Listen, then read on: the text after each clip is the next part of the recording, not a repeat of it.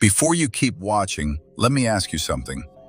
Have you ever heard the old warning, the one your parents or grandparents told you, never open an umbrella indoors? Most of us treat it as nothing more than superstition, an old habit passed down with no real explanation attached. But some people say the real reason was never about bad luck, not about some random misfortune finding its way to you. Some say the real reason had to do with something that gets invited in on purpose. The kind of pamali still whispered about in a lot of households. As always, don't watch this one alone, in a dark room, especially if there's a black umbrella sitting in your house that almost never gets used. His name was Rian, 24 years old, living alone in a small rented room on the edge of the city. The room was simple, a foldable mattress, a small desk, and an old wooden cabinet left behind by the previous tenant, an elderly woman who, he'd been told, had passed away years earlier. Rian never thought much of it. To him, a rented room was a rented room. Cheap and close to work, that was all that mattered. That night the rain came down hard, not ordinary rain, rain driven by strong wind, hard enough that the roof tiles above his room creaked like something was slowly walking across them. The clock on the wall read 11:47 at night. 11:47. Rian would remember that number clearly, because after that night, he'd find himself waking up at that exact same time every single night for weeks. The room's light wasn't bright that night, just a single dim yellow bulb, flickering slightly as the power dipped in and out from the storm. Rian sat on his mattress, scrolling on his phone, waiting for sleep to come. The heavy rain mixed with the occasional crack of thunder made the room feel quieter than usual in a strange way. His eyes drifted to the corner of the room, where a black umbrella leaned against the wall. The umbrella wasn't his. It had been there since the day he moved in, just left in the corner, as if the previous tenant had abandoned it on purpose. He'd never touched it.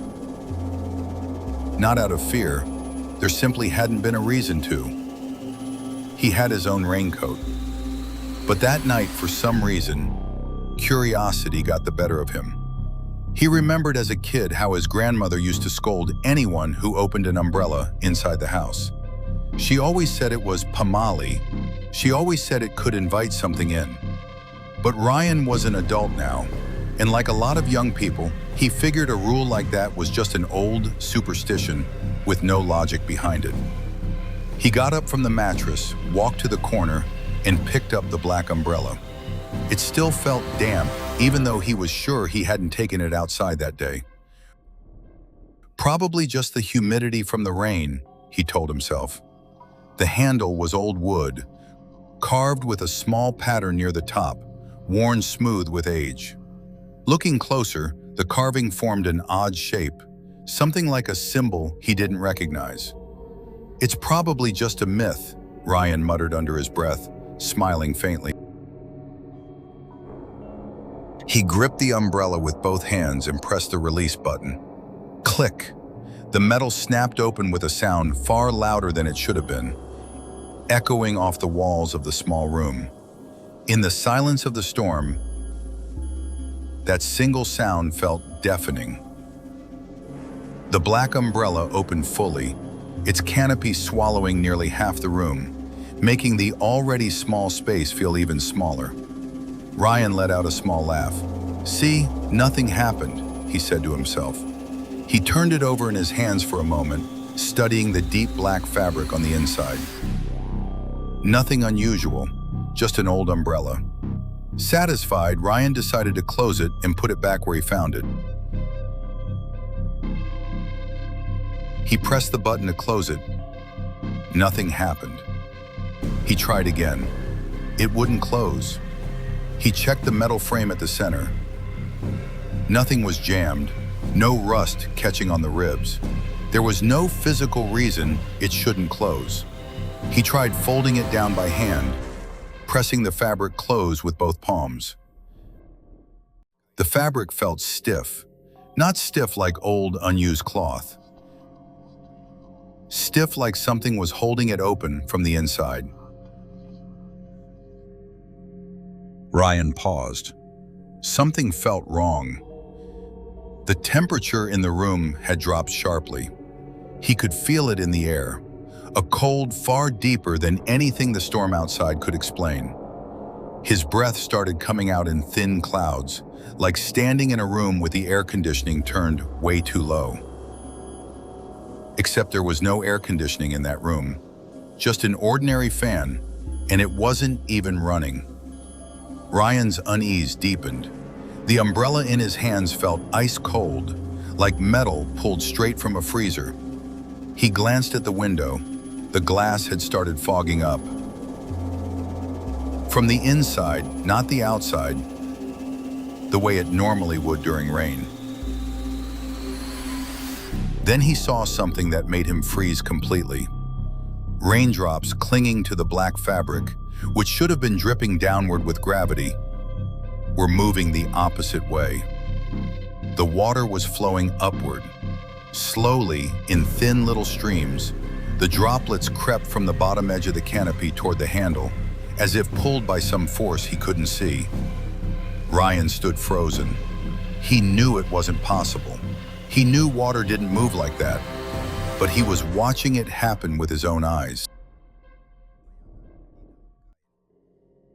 Half panicked, Ryan forced himself to look closer at the inside of the umbrella, trying to understand what was actually happening. And that's when he saw it. Inside the black fabric, a shape began to form. Not a shadow from the room's lamp, not his own reflection. The shape looked like a person, standing right at the very top of the umbrella he was holding.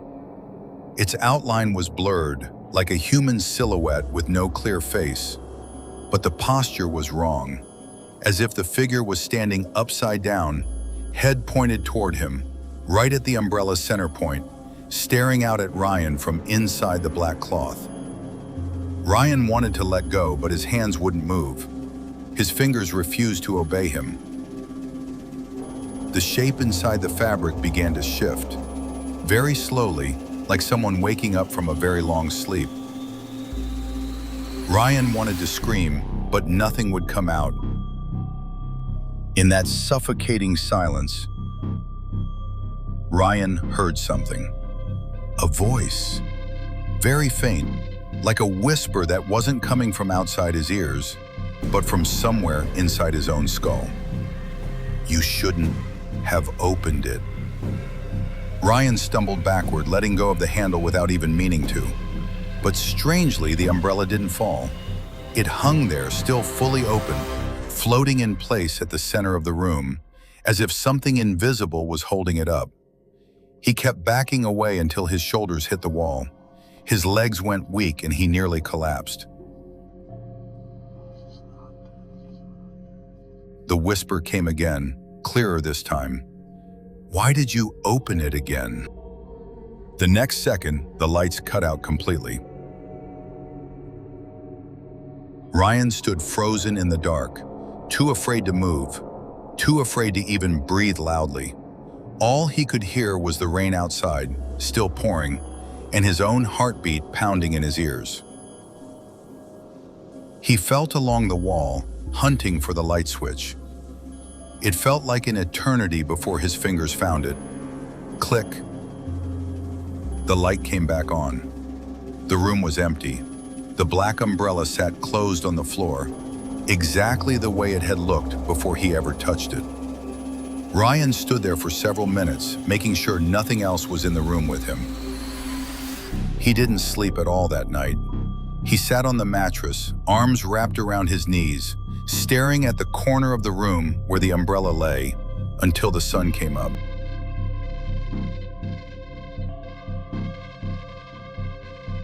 The next morning, Rian tried to convince himself it had all been in his head. Maybe he was overtired. Maybe the dim light had played tricks on him. He even threw the black umbrella into a dumpster behind the building, hoping that would be the end of it. But the following night, right at 11:47, he woke up to a sound he already knew. Click! The metal snapping open. He opened his eyes to find the black umbrella back in the corner of his room, fully open, as if it had never been thrown away at all. The nights that followed all repeated the same pattern. Every time Rian tried to sleep, right at 11:47, he'd wake up and find the umbrella open in the corner. No matter how far he tried to get rid of it. He tried throwing it out somewhere far from the building. He tried burning it. Nothing worked. The umbrella always came back. Running out of options, Rian finally told his neighbor, an older woman named Mrs. Warsey, who'd lived in that building for more than 20 years. At first, she just listened quietly, but the moment Rian mentioned the black umbrella with the carved wooden handle, her face went pale. She told him that the room he was now renting used to belong to an old woman named Mbah Ratmi, someone the neighbors believed had unusual knowledge, the kind people didn't talk about openly. According to the story, Mbah Ratmi had a strange habit. Every Friday night, she'd open that same black umbrella inside her room, alone, murmuring something no one had ever managed to make out clearly. The neighbors believed the umbrella wasn't ordinary. They believed she used it as a kind of vessel or a doorway to call something in, though no one ever knew what it was for. One night, Mbah Ratmi was found dead inside that room, sitting upright, facing the fully open umbrella, her eyes wide open, as though she'd seen something right before she died. No tenant after her ever stayed long. Every single one moved out within 2 months, without ever giving the landlord a clear reason why. "You've stayed the longest," Mrs. Warsey said quietly. "The others usually lasted 2, maybe 3 weeks, then just vanished one night without saying goodbye." That night, Rian couldn't sleep, not just from fear, but from the questions crowding his mind. Why did the umbrella always come back? Why had he lasted this long when everyone before him had run within weeks?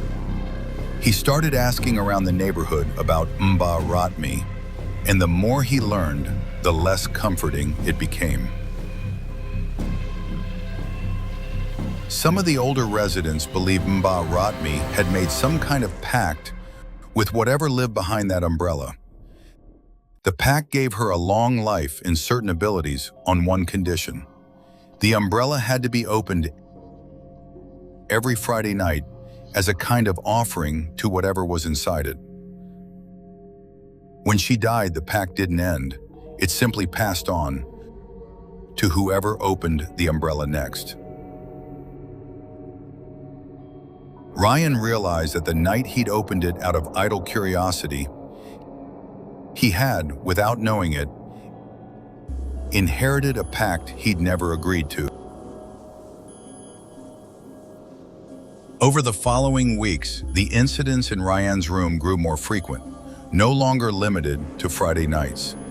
He started hearing the same whisper, not just when the umbrella opened, but while he was asleep, in the shower, even at his desk at work, far from that room. The whisper always said the same thing: "You shouldn't have opened it," followed more recently by something new. But it's too late now. Rian started losing weight fast. His face grew pale, his eyes hollow from lack of sleep. Co-workers began to notice, but he never told them, afraid of sounding insane. Every night before 11:47, he'd sit facing that corner of the room, waiting for the umbrella to open on its own, because by then, he knew it always would. After nearly 2 months of the same cycle repeating, Ryan decided to try something different. He'd already reached out to local spiritual healers, but not one of them would come near that room once they heard Mbah Ratmi's name. That night, right before 11:47, Ryan sat facing the corner, waiting for the umbrella, the same as always. Click. It opened on its own, exactly like every night before. But this time, Ryan didn't back away. He moved closer, sat down right in front of it, and for the first time, spoke directly to whatever was on the other side. "I don't know what agreement you made with Mbah Ratmi," he said quietly, "but I never agreed to any of this." For a long moment, nothing happened. Just the faint sound of rain outside and his own heartbeat loud in his ears. Then the whisper came again, this time as if it were right beside his ear. "An agreement doesn't need your consent. It only needs an open door." The temperature dropped again. The shape inside the black fabric returned, closer now, sharper than before, as though it were pulling itself free of the cloth. According to the notes this story is based on, that was the last part Ryan himself ever wrote down. His final message went to Mrs. Worsey, sent around 10 past midnight that same night. It was short. "If I don't answer again, please, never open the black umbrella in my room." She tried calling him the next morning. No answer. After 3 days of silence, the landlord finally decided to check the room himself. The door was locked from the inside. When they finally forced it open, the room was empty. No trace of Ryan anywhere. His belongings were untouched, as if nothing had ever happened. The mattress was still neatly made. His work bag still hung on the chair. Only one thing was missing: the black umbrella. To this day, no one knows what happened to Ryan. The building has changed hands more than once since then, and that particular room is never rented out anymore. But according to Mrs. Worsey, every once in a while, she still hears that same sound coming from the empty room, right at 11:47 at night. Click, click.